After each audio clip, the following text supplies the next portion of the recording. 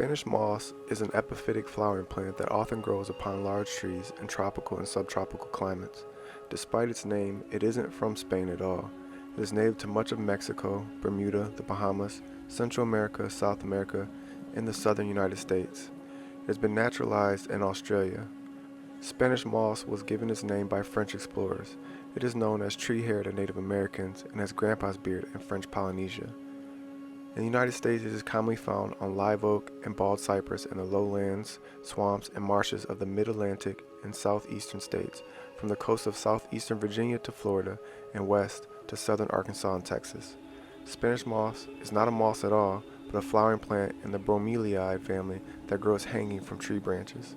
Spanish moss consists of one or more slender stems bearing alternate, thin, curved or curly, and heavily scaled leaves that grow vegetatively in a chain-like fashion, forming hanging structures of up to 20 feet. The plant has no roots, and its brown, green, yellow, or gray flowers are tiny and inconspicuous. It propagates both by seed and vegetatively by fragments that are carried on by the wind and stick to tree limbs, or that are carried to other locations by birds as nesting material. Spanish moss is not parasitic. It is an epiphyte that absorbs nutrients and water through its own leaves from the air and rain falling upon it. While its presence rarely kills the trees on which it grows, it occasionally becomes so thick that by shading the leaves of the tree, it slows the growth rate of the tree. Spanish moss shelters a number of creatures including rat snakes and 3 species of bats.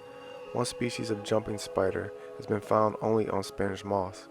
Spanish moss has been used for various purposes, including building insulation, mulch, packing material, mattress stuffing, and fiber.